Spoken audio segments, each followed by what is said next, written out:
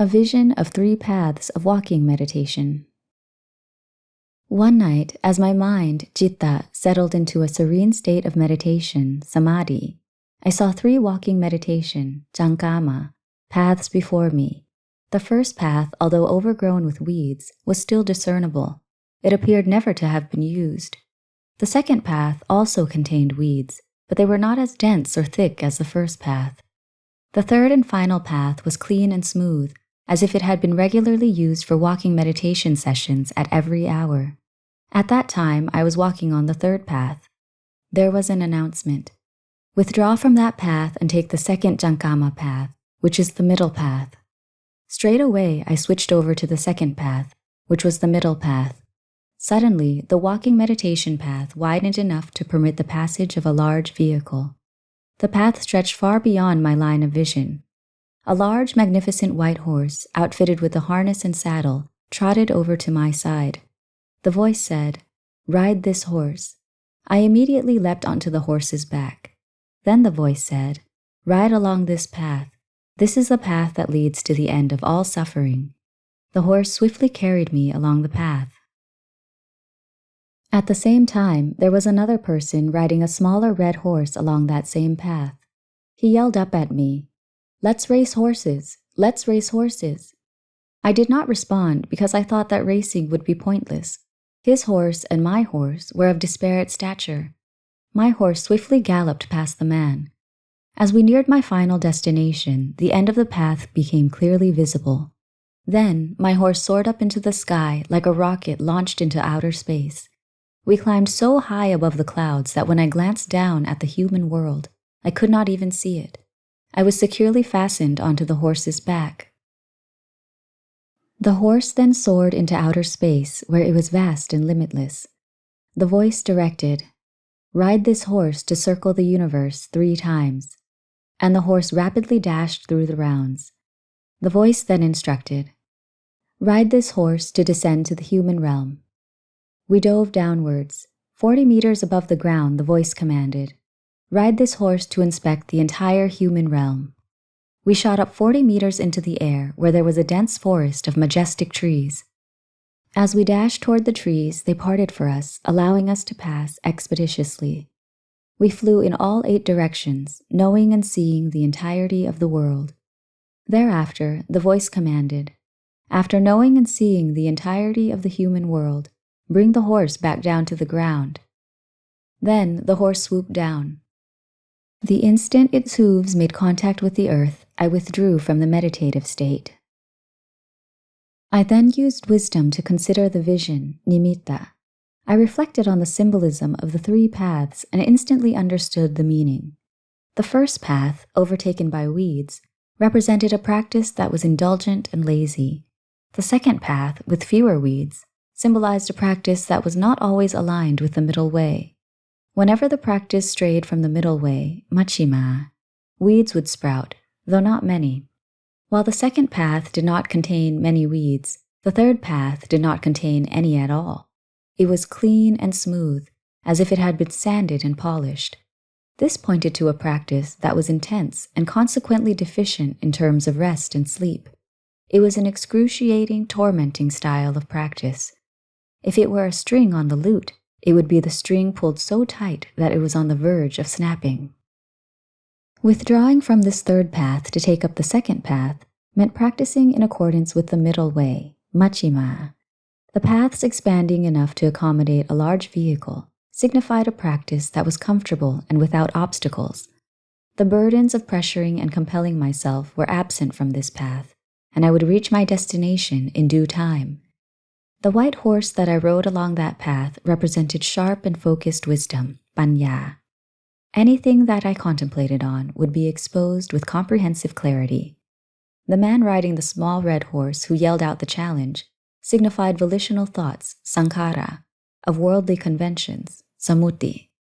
At this point, these volitional thoughts were unqualified to compete with wisdom. Thus, a horse with a strong gallop will outrun a horse without a strong gallop. Likewise, a mind steeped in thorough wisdom will outrun volitional thoughts. The vision was steeped in significance. It was a model of practice that instilled me with confidence in my practice and confidence in the middle path. I knew and understood what middle, Majjhima, was, and what constituted an appropriate and moderate style of practice for me. As a practitioner, you must recognize where your individual balance lies. To illustrate, when it comes to cooking food, you eat for yourself. You must know what constitutes mild flavor and what constitutes strong flavor. Once you know both of these flavors, you will understand how to sharpen mild flavor and how to subdue strong flavor. Consequently, you will be able to create a flavor that is delicious and appropriate for your tastes and your elements, Thatu. Likewise, practicing in accordance with your individual middle path necessitates understanding what constitutes lazy, relaxed practice and what constitutes severe, intense practice. Thereafter, once on the middle path, Majjhima, it will not be difficult to find Dhamma models to apply. It is unnecessary for anyone to vouch for your being on the middle path. Practicing the middle way is individual. It isn't the same for everyone. It is just like how the measure of satiety is not the same for all people. Some can feel full after a single serving of food, while others require 2 or 3 to feel full. Similarly, the middle way for each individual follows the same principle. The Buddha spoke of Sukha-patipata Khippapañña, a practice that is effortless, without obstacles, and achieves enlightenment quickly, and Sukha-patipata Thanta-pañña, a practice that is effortless but slow in achieving enlightenment. In practicing your own middle path, you must know it and see it on your own. No one can tell you what it is. The omens and visions, nimitta, that arise from meditation are known as ukkaha nimitta, or mental images. These visions come in many forms and may incite feelings of love and may incite feelings of hatred. Some visions are of ghosts or other frightful images, filthy or repulsive things, mounds of riches pleasing to the eye, and many other things. Another type of nimitta is called supina nimitta, or dreams. Whether you dream of something charming or frightful, or pleasing or displeasing, it is really a reflection of your mindset and your inclination to dream in a particular way. Ukkaha nimitta and supina nimitta can serve to either benefit or harm. If you experience a vision, nimitta, but it isn't coupled with a conceptualized image, patipaka nimitta, those visions will be worthless. Or if there is a conceptualized image, but the interpretation of it is incorrect, there is no benefit gained, and it may even turn out to be harmful. However, if you can interpret and apply the vision correctly, there is great benefit to be gained. Therefore, it is crucial that practitioners accurately interpret the vision so that it can be applied as a model in wisdom contemplations. It will greatly motivate your practice. If your wisdom is subpar, dull, and lacks rationality, even great visions can go to waste. For instance, suppose that you experience a meditative vision of your body rotting and decaying, consumed with repulsive filth, or reduced to bones, and once you withdraw from meditation, you are indifferent. There is no patipaka, or wisdom to interpret and apply it, and the vision is rendered meaningless. If you dare believe that you have experienced and conquered filth, asubha, you will be severely mistaken. What you have experienced is merely an image of filth. A true understanding and realization of filth only results from mindful wisdom contemplations. Only then can your mind truly experience disenchantment, nibbāna, with the subject matter. Once I interpreted these visions, I was immediately able to determine the topic at hand. I realized that they all related to my way of practice. Thenceforth, I understood how to lessen the pressure I placed on my body and mind, thatu kanta. I consumed a moderate amount of food so that my body would remain stable and avoid fatigue. While I didn't compel myself to conduct as much walking meditation or sitting meditation, my mindful wisdom was steadily working. Whether I was standing, walking, sitting, or lying down, my wisdom was steady and continuously progressing. It was clear to me that diligence in any method required a strong foundation of thorough mindful wisdom. The various postures, iddhyapada, merely serve to supplement mindful wisdom and to alleviate physical strain on the body. Diligence of the mind required channeling mindfulness and wisdom in constantly contemplating on the universal truths, Satcha Dhamma, of the world. That was true diligence. Upon laying down this new foundation for practice, my practice became aligned with the middle way.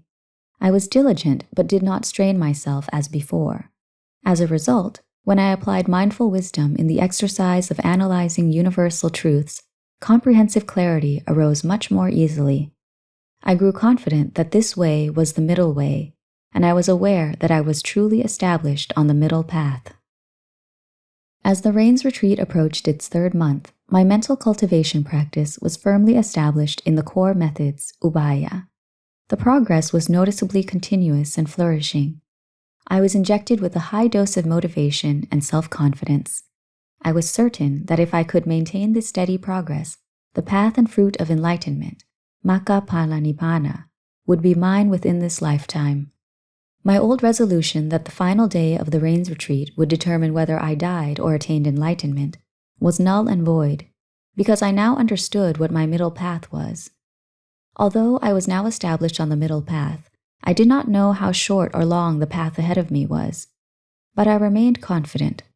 Like traveling to a new destination, you must commit the map and the route to the final destination to memory.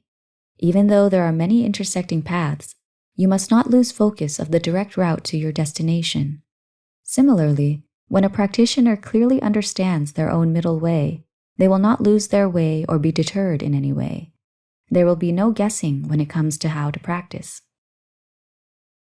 This is Magga Mahayana, or knowing the way to practice that is correctly aligned with the path and fruit of enlightenment. How slowly or quickly enlightenment is reached is contingent on the individual practitioner. It is like driving a car that is already on the direct path. Driving fast or slow is up to the car and the driver. If the car is good and the driver is good, the destination will be reached quickly. If the car isn't good and the driver isn't good, the destination will be reached slowly. Just don't let the car break down mid-journey. Similarly, even if your practice is already established on the middle path, it is your character that determines the outcome. For instance, the outcome will be determined by whether you are a quick attainment, Khippapañño type, or a slow attainment, Tantapañño type.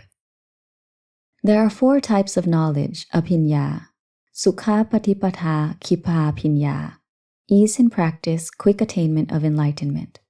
Sukha Patipada Tantapañño, ease in practice, slow attainment of enlightenment. Dukkha Patipada Khippapañño, difficulty in practice, quick attainment of enlightenment. And Dukkha Patipada Tantapañño, difficulty in practice, slow attainment of enlightenment. The type you correspond to is unimportant as long as you can break free from the 3 realms in this lifetime. 7 days before the end of the Rains Retreat, I intensified my efforts just in case I could cross the finish line in the nick of time. If I made it, it would be my good fortune. If not, no big deal. As it turned out, I didn't make it in time.